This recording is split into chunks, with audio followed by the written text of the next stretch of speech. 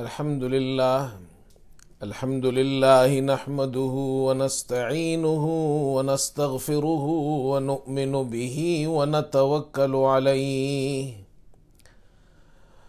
ونعوذ بالله من شرور أنفسنا ومن سيئات أعمالنا من يهده الله فلا مضل له ومن يضلله فلا هادي له ونشهد أن لا إله إلا الله وحده لا شريك له ونشهد أن سيدنا وحبيبنا ومولانا محمدا عبده ورسوله صلى الله تعالى على خير خلقه محمد وآله وأصحابه أجمعين. أما بعد فأعوذ بالله من الشيطان الرجيم. بسم الله الرحمن الرحيم. وأقيموا الصلاة وآتوا الزكاة وأقرضوا الله قرضا حسنا. صدق الله مولانا العظيم. محترم بزرگوں اور دوستو، السلام علیکم ورحمۃ اللہ وبرکاتہ۔ سب سے پہلے آپ تمام حضرات کو، تمام دوستوں کو، ناظرین کو، دیکھنے والوں کو درس رمضان میں ایک بار پھر میں خوش آمدید کہتا ہوں، اور انشاءاللہ مسائل کا جو سلسلہ شروع کیا تھا اسی کو انشاءاللہ آگے روانہ کریں گے۔ ٹاپک کل سے جو شروع ہوا تھا وہ زکوٰۃ کا ٹاپک تھا۔ زکوٰۃ کے موضوع پر چند اہم اور بنیادی باتیں آپ کے سامنے پیش کر دی تھیں، اور اس پر بہت سے دوستوں کی طرف سے سوالات آئے ہیں۔ تو انشاءاللہ میں پہلے ان سوالات کے جوابات دوں گا، اور اس کے بعد پھر انشاءاللہ جو موقع ملے گا تو اس پر مزید پھر کچھ باتیں عرض کروں گا۔ تو سب سے پہلے میں ان سوالات کے جوابات دینا چاہتا ہوں جو ہمارے دوستوں نے پوچھے ہیں، اس لیے کہ پہلے یہ ہوتا تھا کہ سوالات کے جوابات بعد میں دیے جاتے تھے تو اس میں بہت سے سوالات رہ جاتے تھے۔ تو اس لیے اب کوشش یہ ہوگی کہ جو سوالات ہمارے دوست حضرات پوچھتے ہیں تو یہ بھی بڑے اہم ہوتے ہیں، اور اس لیے ان کو ہم فوقیت دیں گے، اور ان کے سوالات کے جوابات ہم انشاءاللہ پہلے دیں گے۔ اس کے بعد جو وقت بچے گا اس پر انشاءاللہ مزید گفتگو ہوگی۔ ایک دوست نے سوال کیا ہے، اور وہ سوال ان کا یہ ہے کہ کیا زکوٰۃ صرف رمضان میں دی جاتی ہے؟ وہ بڑا اچھا سوال ہے۔ ہمارے یہاں بہت سے لوگوں کا، بہت سے مسلمانوں کا ایک عمومی تصور یہ ہے کہ زکوٰۃ رمضان میں دی جاتی ہے، لیکن ٹیکنیکلی یہ بات درست نہیں ہے۔ کل میں اس بارے میں عرض کر چکا ہوں کہ ہر شخص جو صاحب نصاب ہے، یعنی جو میں نے کل عرض کیا تھا آپ کے سامنے، نصاب جس کے پاس پورا ہو اس کو صاحب نصاب کہتے ہیں، اس پر زکوٰۃ فرض ہوتی ہے، اور 1 سال بعد زکوٰۃ فرض ہوتی ہے، اور ہر شخص کے 1 سال کا حساب اس وقت ہوگا جب سے وہ صاحب نصاب بنا ہے۔ جب وہ صاحب نصاب بنا ہے تو اس وقت جو مہینہ تھا، اس وقت جو تاریخ تھی اس کے حساب سے جب اگلے سال وہی مہینہ اسلامی کیلنڈر کے حساب سے، یعنی محرم صفر والا مہینہ، وہ کیلنڈر کے حساب سے جب وہ مہینہ آئے گا تو اس پر زکوٰۃ واجب ہوگی۔ ہر شخص پر رمضان میں زکوٰۃ واجب ہو ہی نہیں سکتی ہے، اس لیے کہ دنیا میں جتنے بھی مسلمان ہیں وہ سب کے سب ایک مہینے میں تو صاحب نصاب نہیں بنتے ہیں۔ کوئی محرم میں بنا ہوگا، کوئی سفر میں بنا ہوگا، کسی کی زکوٰۃ ربیع الاول میں واجب ہوگی۔ تو یہ پاسبل ہی نہیں ہے، یہ ممکن ہی نہیں ہے کہ سب کے سب کی زکوٰۃ رمضان میں واجب ہو۔ اس لیے ٹیکنیکلی یہ بات سمجھ لیں، زکوٰۃ کا تعلق کسی مہینے کے ساتھ نہیں ہے، یہ سمجھ لیں آپ۔ روزے کا تعلق رمضان کے مہینے کے ساتھ ہے، حج کا تعلق حج کے مہینے کے ساتھ ہے، زکوٰۃ کا تعلق کسی مہینے کے ساتھ خاص نہیں ہے کہ آپ فلاں مہینے میں زکوٰۃ دیں گے. جیسے ہم رمضان کے مہینے میں روزہ رکھتے ہیں، حج کے مہینے میں حج کرتے ہیں، تو زکوٰۃ کا تعلق کسی مہینے کے ساتھ خاص نہیں ہے، بلکہ جب آپ کا جس مہینے میں بھی، جس اسلامی مہینے میں آپ کا سال پورا ہوگا، وہی اسی مہینے میں اور اس تاریخ میں، جو اسپیسیفک مخصوص تاریخ میں،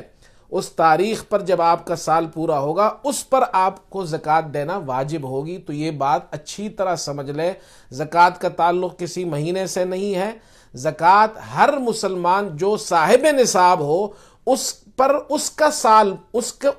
کے مال پر ایک سال جب پورا ہو جائے گا، چاہے اس کا سال محرم میں پورا ہو، سفر میں پورا ہو، ربیع الاول میں، کسی بھی مہینے میں، اور خاص تاریخ اس کو معلوم ہونی چاہیے کہ اس تاریخ کو میرا سال پورا ہوتا ہے، تو اس کو زکوٰۃ دینی پڑے گی. اس ضمن میں ایک بات یہ بھی سمجھ لیں، ہمارے یہاں بہت سے لوگ یہ سمجھتے ہیں کہ جی زکوٰۃ تو ہماری واجب ہوتی ہے رمضان سے پہلے ہمارا سال پورا ہو جاتا ہے، لیکن وہ زکوٰۃ دیتے نہیں ہیں. وہ انتظار کرتے ہیں جب رمضان کا مہینہ آتا ہے تو پھر زکوٰۃ دیتے ہیں. اور وہ اس لیے کرتے ہیں کہ وہ یہ سمجھتے ہیں کہ رمضان کے مہینے میں زکوٰۃ دینے پر اجر زیادہ ملتا ہے، ثواب زیادہ ملتا ہے. حدیث میں آتا ہے کہ جو اس رمضان کے ایک روایت میں آتا ہے جو رمضان کے مہینے میں کوئی فرض عبادت کرتا ہے تو اس کو 70 فرضوں کا ثواب ملتا ہے. تو یہ ایک فضیلت بیان کی گئی ہے. تو وہ یہ سمجھتے ہیں کہ ہم رمضان میں اگر یہ زکوٰۃ دیں گے تو ہمیں زیادہ ثواب ملے گا. اس میں کوئی شک نہیں، رمضان میں عبادت کرنے پر زیادہ ثواب ملتا ہے. لیکن اگر آپ کی زکوٰۃ رمضان سے پہلے واجب ہو گئی ہے اور مستحق لوگ موجود ہیں اور وہ ان کو زکوٰۃ دینے کی ضرورت بھی ہے، کہ وہ اس وقت ان کو ضرورت ہے، اور آپ کہتے ہیں نہیں جی میں ابھی تو آپ کو نہیں دوں گا، 6 مہینے بعد جب رمضان آئے گا تب میرے پاس آنا. تو 6 مہینے بعد وہ زندہ بھی رہے گا یا نہیں؟ ایک آدمی کو علاج کرانا ہے، اس کو آپریشن کرانا ہے، اس کے پاس رہنے کی چھت نہیں ہے، چھت اس کی ٹپک رہی ہے، بارش ہو رہی ہے، اور وہ بیچارہ پریشان حال ہے، مرنے کے قریب ہو گیا ہے، علاج کے لیے، دوا کے لیے، آپریشن کے لیے پیسہ نہیں. آپ کہتے جی 6 مہینے بعد آئے پھر ہم آپ کو رمضان میں زکوٰۃ دیں گے. یہ غلط طریقہ ہے. آپ اس وقت اس کی مدد کریں. ہو سکتا ہے اللہ پاک اس مدد کرنے پر آپ کو رمضان سے زیادہ ثواب عطا فرمائے. تو یہ بات ذہن میں کر لینی، اچھی طرح نوٹ کر لینی چاہیے کہ رمضان کسی مہینے، زکوٰۃ کسی مہینے کے ساتھ خاص نہیں ہے، اور زکوٰۃ کا رمضان کے مہینے سے کوئی تعلق نہیں ہے. ہر شخص پر اس کی زکوٰۃ اس کے سال پورا ہونے کے بعد فرض ہوگی. دوسرا سوال جو پوچھا گیا ہے وہ بھی بڑا اچھا سوال ہے کہ اگر کسی شخص کے پاس 1.5 تولہ سونا ہے، مثلا کل آپ کے سامنے عرض کیا تھا کہ 7.5 تولہ سونا یہ نصاب ہے، 52.5 تولہ چاندی کا نصاب ہے، اور پیسوں کرنسی کے اندر 52.5 تولہ چاندی کے برابر کرنسی ہو تو وہ نصاب ہے، اور مال تجارت میں بھی 52.5 تولہ چاندی کے برابر مال تجارت ہو تو یہ نصاب ہے. اب ایک دوست نے سوال کیا کسی کے پاس 7.5 تولہ سونا نہیں ہے، 1.5 تولہ سونا ہے، تو کیا اس پر زکوٰۃ واجب ہے؟ مثلا کوئی خاتون ہے، اس کے پاس 1.5 تولہ سونا ہے یا 2 تولے سونے ہیں، 7.5 تولے سے کم ہے، تو یاد رکھیے اگر کسی کے پاس صرف 7.5 تولہ سونے سے کم ہے، مثلا 1.5 تولہ سونا ہے یا 2 تولہ سونا ہے، اور کوئی بھی چیز نہیں ہے، چاندی بھی نہیں ہے، پیسہ بھی نہیں ہے، روپے بھی نہیں ہے، ڈالر بھی نہیں ہے، پاؤنڈ بھی نہیں ہے، کچھ بھی نہیں ہے، صرف سونا ہے، اور صرف سونا اس کے پاس 7.5 تولے سے کم ہے، تو اس پر زکوٰۃ واجب نہیں ہوگی، اس لیے کہ اس کا نصاب پورا نہیں ہے.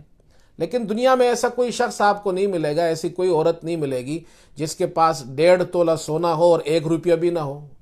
1 ڈالر بھی نہ ہو، 1 پاؤنڈ بھی نہ ہو، کچھ نہ کچھ رقم تو ہوگی اس کے پاس. تو یاد رکھیے اگر آپ کے پاس نصاب پورا نہیں ہے، سونا ہے، 1.5 تولہ سونا ہے، لیکن کچھ رقم ہے اس کے ساتھ، سال پورا ہوتا ہے تو آپ حساب لگاتے ہیں جی میرے پاس 1.5 تولہ سونا بھی ہے اور میرے پاس 50 پاؤنڈ بھی ہے. اب 50 پاؤنڈ اور 1.5 تولہ سونے کو اگر آپ اکٹھا کریں تو اس کی مالیت 52.5 تولہ چاندی کے نصاب تک پہنچ جاتی ہے، بلکہ اس سے بھی زیادہ ہو جاتی ہے، تو آپ پہ زکوٰۃ واجب ہوگی۔ لہٰذا ہمارے یہاں جو خواتین یہ سمجھتی ہیں کہ ہمارے پاس 7.5 تولہ سونا نہیں ہے تو زکوٰۃ واجب نہیں ہوگی، ایسی بات نہیں۔ آپ کے پاس 7.5 تولے سے کم ہے، 2 تولے سونا ہے، 1.5 تولہ سونا ہے، لیکن آپ کے پاس پیسے تو ہے،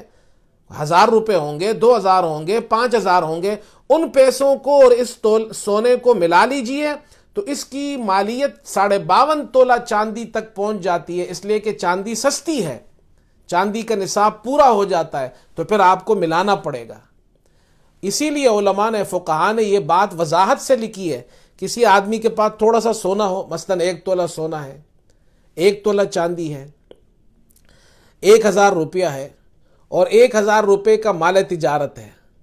اب یہ 4 چیزیں ہیں، ان کو الگ الگ کیجئے تو کوئی بھی نصاب پورا نہیں ہوتا۔ 2 تولہ سونا ہے، اس کا نصاب پورا نہیں ہے، 1 تولہ چاندی ہے، اس کا بھی نصاب پورا نہیں ہے،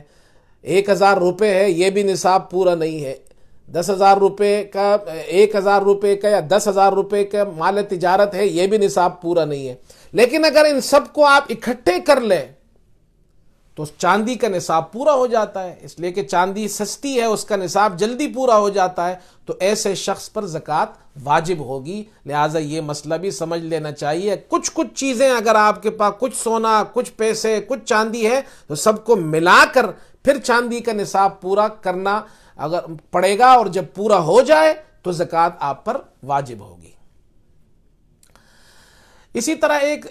دوست نے یہ سوال کیا ہے کہ اگر کسی شخص نے کسی کو قرضہ دیا ہے، یعنی یا اس نے کوئی مال بیچا ہے، جیسے کاروباری لوگ مال بیچتے ہیں اور فروخت کرنے کے 3 مہینے بعد ان کو پیسے ملتے ہیں، پیسے ان کو ملیں گے 3 مہینے بعد، اور ابھی وہ اس کی زکوٰۃ دینے کا ٹائم آ گیا، تو وہ جو اس کا جو قرضہ ہے دوسرے لوگوں پر، کیا وہ اس کی زکوٰۃ دے گا؟ جی ہاں، بالکل دے گا، اس لیے کہ یہ تو مال تجارت، کاروبار، بزنس دنیا کے اندر یہ چلتا رہتا ہے، لوگ کاروبار کرتے ہیں، تو آپ کاروبار کرتے ہیں، 3 مہینے بعد آپ کو پیسے ملتے ہیں، اور آپ کو یقین ہوتا ہے کہ وہ پیسے مجھے مل جائیں گے، تو آپ اس کو اپنے زکوٰۃ میں حساب کریں گے، اس کی زکوٰۃ آپ دیں گے، اس لیے کہ وہ پیسے آپ کے ہیں۔ جو قرضہ لوگوں کو آپ کا دینا ہے وہ آپ کے پیسے ہیں، تو اس کی زکوٰۃ آپ دیں گے، اگرچہ وہ 2 مہینے بعد آپ کو ملیں گے، وہ 3 مہینے بعد آپ کو ملیں گے۔ ہاں، اگر آپ نے کسی کو قرضہ دیا ہوا ہے اور آپ کو یقین ہو جائے کہ وہ شخص مجھے پیسے واپس نہیں دے رہا، اس کا ٹائم بھی گزر گیا ہے، 3 مہینے کیا 3 سال گزر گئے ہیں، وہ پیسے دیتا ہی نہیں ہے، اور آپ کو یقین ہے کہ وہ مجھے اب پیسے نہیں دے گا، تو جب تک وہ آپ کو پیسہ نہ دے، ایسی صورت میں پھر آپ زکوٰۃ نہ دیں، اس لیے کہ اب وہ تو دے ہی نہیں رہا ہے آپ کو پیسے، تو پھر آپ زکوٰۃ نہ دیں۔ ہاں، جب وہ آپ کو واپس لوٹا دے گا تو پھر آپ کو پیسے دینے پڑیں گے، یعنی اگر اس نے 3 سال بعد پیسے لوٹائے تو گزشتہ 3 سالوں کی زکوٰۃ بھی آپ کو دینی پڑے گی۔ تو یہ قرض سے متعلق یہ سوال جو تھا کہ جو لوگ کاروبار کرتے ہیں، تجارت کرتے ہیں، سامان فروخت کرتے ہیں، 2 3 مہینے بعد ان کا پیسہ ملتا ہے، تو وہ زکوٰۃ کی تاریخ جب آ جائے تو جو ان کے قرض واپس ان کو ملنے والے ہیں جو پیسہ، وہ بھی اس زکوٰۃ میں حساب کریں گے وہ، اور اس کی زکوٰۃ ان کو دینی پڑے گی، اس لیے کہ وہ ان کا پیسہ ہے، وہ ان کا پیسہ ہے، لیکن وہ ملے گا ان کو مہینے بعد، 2 مہینے بعد۔ ایک سوال ایک دوست نے یہ بھی کیا ہے کہ اگر میاں بیوی اکٹھے رہتے ہیں اور ان کا زیور بھی اکٹھے ہے، پیسہ بھی اکٹھا ہے، تو وہ زکوٰۃ کیسے دیں گے؟ تو زیور کے بارے میں تو یہ بات سمجھ لے کہ اگر شوہر نے زیور بنایا ہے اور بنا کر اس نے اپنی بیوی کو دے دیا ہے، دینے کا معنی یہ ہے کہ بیوی کو مالک بنا دیا ہے کہ یہ زیور تمہارا ہو گیا، اب یہ تمہارا زیور ہے، تم اس کی مالکہ ہو، اس کو مالک بنا دیا، تو وہ زیور کی مالکہ جو ہے وہ اس کی بیوی ہوگی، یہ اس کا مالک نہیں ہوگا، اس کی ملکیت ختم ہو گئی، اب وہ بیوی کی ملکیت ہے۔ اور اگر اس نے اپنی بیوی کو زیور تو دیا ہے لیکن اس کو مالکہ نہیں بنایا ہے، کہتا یہ ہے تو میری ملکیت ہے لیکن تم استعمال کر سکتی ہو اس کو، تو پھر وہ شوہر کی ملکیت ہے۔ تو پہلی بات تو یہ دیکھنی چاہیے کہ اس نے جو اپنی بیوی کو شوہر نے زیور دیا تھا تو وہ زیور کس کا ہے۔ اگر اس نے بیوی کو مالکہ بنایا تو بیوی کا ہوگا، بیوی کو مالکہ نہیں بنایا تو اس کا ہوگا، بیوی استعمال کرتی ہے۔ اسی طرح جو عورت اپنے گھر سے جو زیور لے کر آئی ہے، ماں باپ نے اس کو جو زیور دیا ہے وہ تو اس کا زیور ہے، اس کی مالکہ وہ ہے۔ اب یہ رہتے اکٹھے ہیں، ان کا مال، پیسہ، دولت، زیور سب اکٹھے ہیں، لیکن اس میں یہ ڈیفائن کرنا ہوگا، یہ معلوم کرنا ہوگا کہ کون سا زیور شوہر کا ہے، کون سا زیور بیوی کا ہے۔ ایک بات، جو شوہر کا ہے شوہر اس کا حساب لگائے گا جب وہ اپنی زکوٰۃ کا حساب لگائے،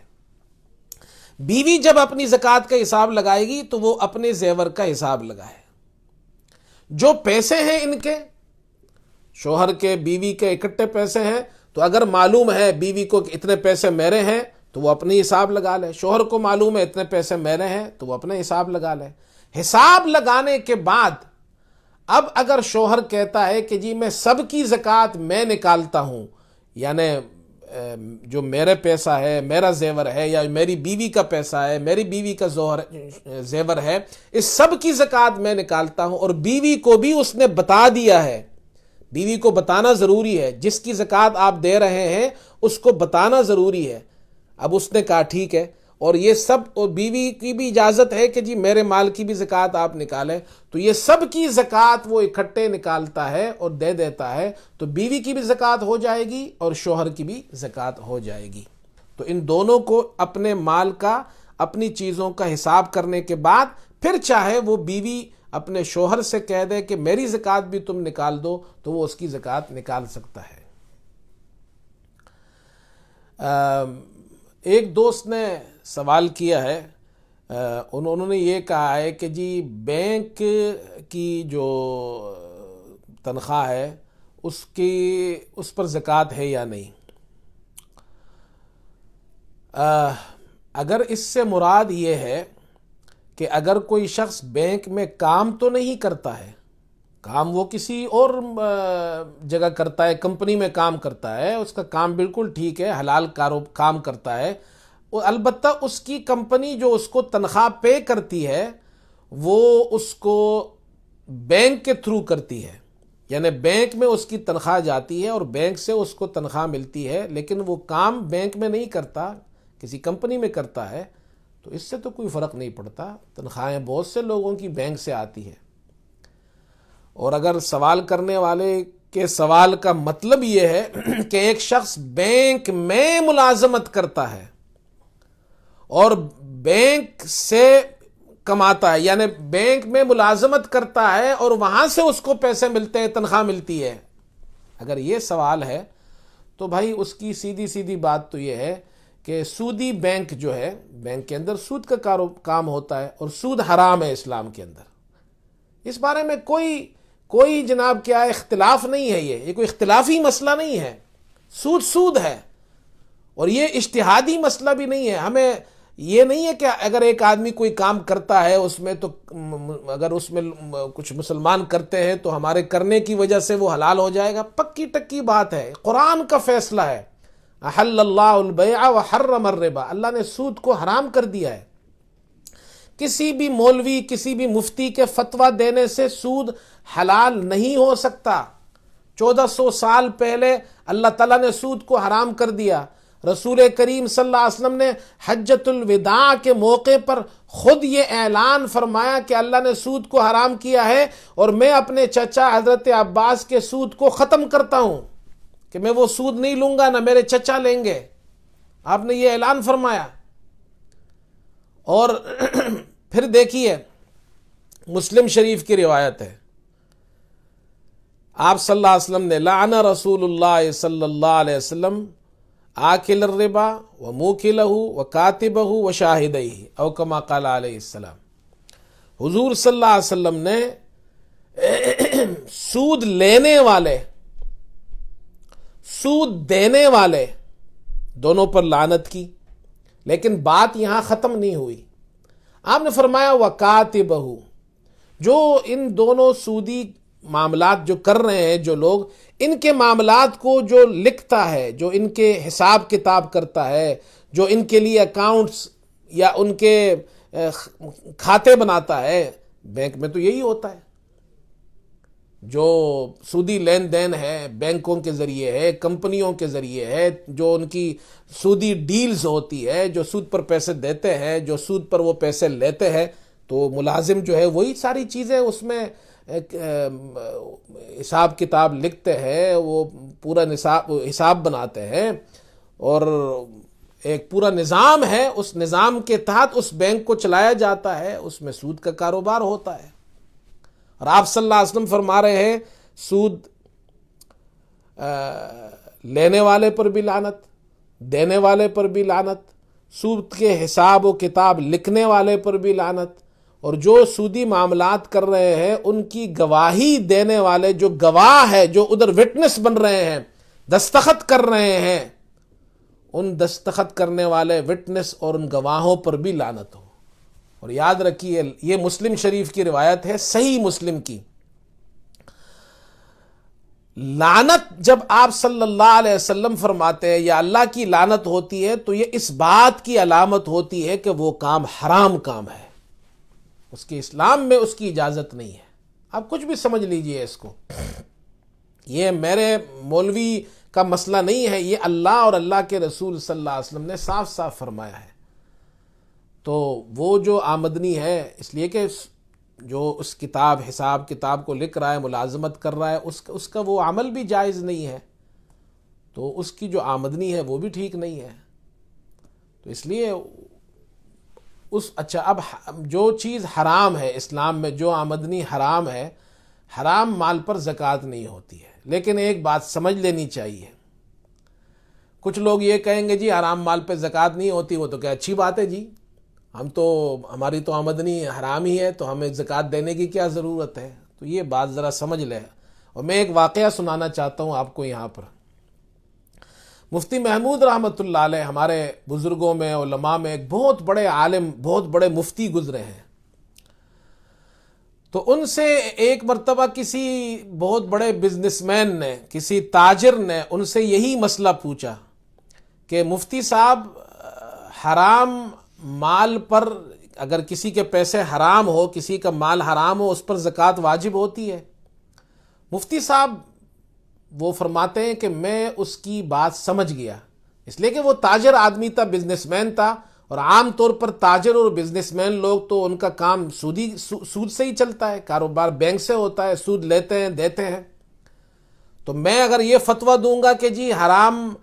مال پر زکوٰۃ نہیں ہوتی، تو یہ بزنس مین کہے گا جی ہمارا تو سارا کاروبار ہی حرام ہے، تو پھر ہم تو زکوٰۃ نہیں دیں گے، ہمارے تو مزے ہو جائیں گے۔ تو مفتی صاحب نے فرمایا کہ بھائی ہاں، حرام مال پر بھی زکوٰۃ ہوتی ہے۔ زکوٰۃ کے معنی پاک کرنے کے ہے نا، یعنی حرام مال پر بھی زکوٰۃ ہوتی ہے، یعنی حرام مال کو بھی پاک کرنا ہوتا ہے۔ تو مفتی صاحب نے فرمایا بھائی حرام مال پر بھی زکوٰۃ ہوتی ہے جیسے حلال مال پر زکوٰۃ ہوتی ہے، مگر دونوں میں فرق ہے۔ حلال مال پر بھی زکوٰۃ ہوتی ہے اور حرام مال پر بھی زکوٰۃ ہوتی ہے، مگر دونوں میں فرق ہے۔ اور وہ فرق کیا ہے کہ حلال مال پر زکوٰۃ جو ہوتی ہے وہ اس وقت ہوتی ہے جب نصاب پورا ہو جائے۔ جب نصاب پورا ہوگا تو پھر حلال مال میں زکوٰۃ ہوگی، نصاب نہیں ہوگا تو حلال مال میں زکوٰۃ نہیں ہوگی۔ لیکن حرام مال کے لیے کوئی نصاب نہیں ہے، چاہے وہ کم ہو چاہے زیادہ ہو، جتنا بھی ہو، اس سب کے سب پر زکوٰۃ ہے۔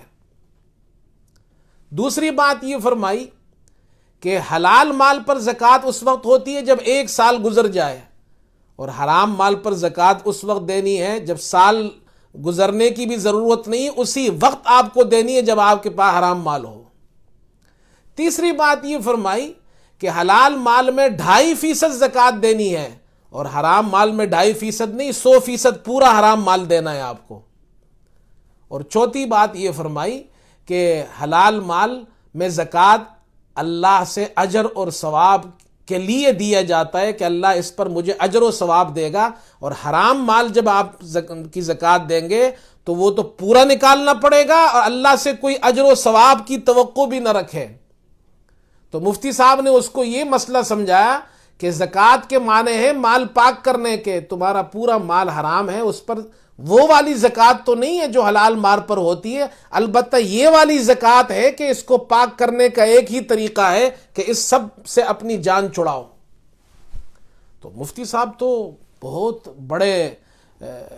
صرف ہمارے یہاں بہت سے لوگ سمجھتے ہیں کہ مفتی محمود رحمۃ اللہ علیہ وہ سیاستدان تھے، ٹھیک ہے وہ بہت بڑے سیاستدان تھے، لیکن آپ حضرات میں سے شاید بہت سے لوگوں کو، عام لوگوں کو یہ معلوم نہیں ہو کہ مفتی صاحب بہت بڑے مفتی تھے اور بہت بڑے فقیہ تھے۔ وہ صرف نام کے مفتی نہیں تھے، آج کل تو ہر بندہ نام کا مفتی بنا ہوا ہے، مفتی من المفت، اور جو منہ میں آئے فتوے دے رہا ہے، اس کو چاہے نیچے وہ عربی عبارت پڑھنی آتی ہو یا نہیں آتی ہو، ہر شخص مفتی بنا ہوا ہے۔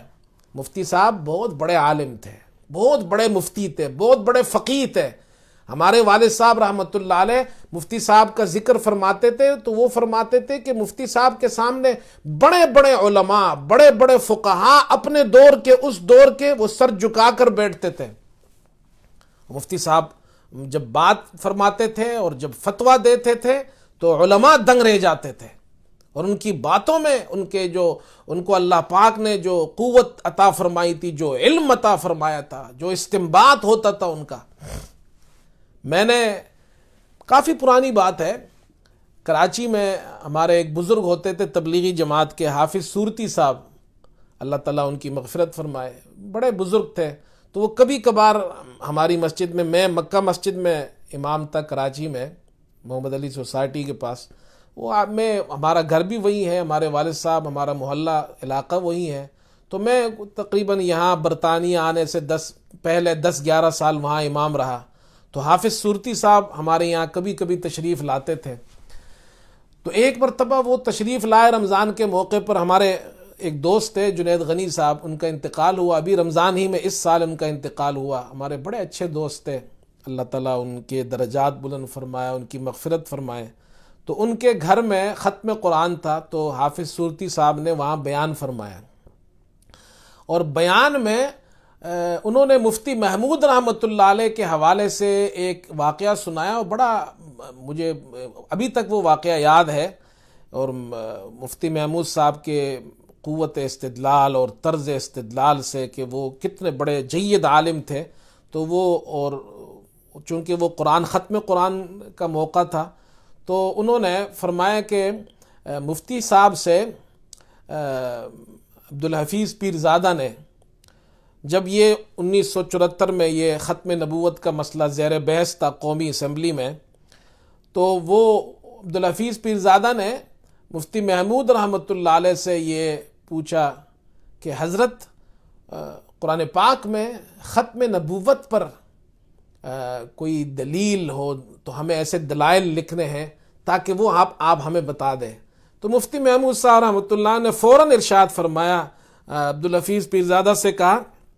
کہ بھائی قرآن کے تو پہلے صفحے میں، جب آپ قرآن کھولتے ہیں پہلے صفحے میں ہی ختم نبوت کی دلیل ہے۔ تو عبدالحفیظ پیرزادہ نے حیرت سے پوچھا، حضرت پہلے صفحے پر تو سورہ فاتحہ ہے، اس کے بعد الف لام میم کی آیات ہے، تو ختم نبوت کی دلیل یہاں پر؟ مفتی صاحب نے فرمایا، ہاں تم پڑھتے نہیں ہو، اللہ تعالیٰ الف لام میم کے شروع میں ہی فرماتے ہیں، والذین یؤمنون بما انزل الیک وما انزل من قبلک۔ اللہ نے متقین اور ایمان والوں کا ذکر کیا کہ ایمان والے کون ہیں، متقین کون ہیں؟ یؤمنون بما انزل الیک، اے ہمارے نبی محمد صلی اللہ علیہ وسلم، جو آپ پر نازل کیا گیا ہے، جو آپ پر وحی کیا گیا ہے، اس پر بھی ایمان لاتے ہیں۔ وما انزل من قبلک، جو آپ سے پہلے پیغمبروں پر وحی کی گئی ہے، جو ان پر اتارا گیا ہے، اس پر بھی ایمان رکھتے ہیں۔ اللہ نے محمد صلی اللہ علیہ وسلم سے پہلے گزشتہ انبیاء کا ذکر فرمایا آپ سے پہلے نبیوں پر ایمان لانا ضروری ہے، اگر آپ کے بعد نبی ہوتا تو ان پر بھی ایمان لانا ضروری ہوتا، اور قرآن میں ان کا بھی ذکر ہوتا۔ اسی آیت سے معلوم ہوا کہ آپ صلی اللہ علیہ وسلم کے بعد پھر کوئی نبی نہیں ہے۔ دیکھیے مفتی صاحب تو ہمارے یہاں اتنا بڑا علم تھا، اور بڑے بڑے علماء ان سے مسائل پوچھتے تھے، اور اللہ تعالیٰ نے ان کو بہت ان کے تو بڑے واقعات ہیں، ہم نے اپنے بزرگوں سے سنے ہیں۔ تو بہرحال یہ ایک ضمن میں ایک بات یاد آ گئی، تو میں نے اس لیے عرض کیا کہ ہمارے یہاں بہت سے لوگ شاید وہ ان کو یہ علم نہیں ہو، وہ صرف یہ سمجھتے ہو کہ مفتی محمود رحمۃ اللہ علیہ ایک سیاستدان تھے. ایسی بات نہیں، وہ سیاستدان بھی بڑے تھے لیکن اس کے ساتھ ساتھ وہ عالم تھے. وہ صرف عالم نہیں تھے، بہت بڑے فقیہ تھے، بہت بڑے مفتی تھے. اللہ تعالیٰ ان کی قبر پر کروڑوں رحمتیں نازل فرمائے، اور ہمارے ان علماء نے جو خدمات انجام دی، اللہ تعالیٰ ان کے خدمات کو قبول فرمائے. یہ چند سوالات جو کیے گئے تھے ان کے جوابات میں نے دیے. انشاءاللہ مزید اس حوالے سے جو پھر کل آپ کے سامنے حاضر ہوں گے، اور کل انشاءاللہ 4 بجے UK ٹائم اور 8 بجے پاکستانی ٹائم کے مطابق آپ سے ملاقات ہوگی. آپ کو جو سوالات پوچھنے ہیں آپ کومنٹس میں پوچھ سکتے ہیں، انشاءاللہ ان سوالات کے جوابات دیے جائیں گے. وآخر دعوانا ان الحمد للہ رب العالمین.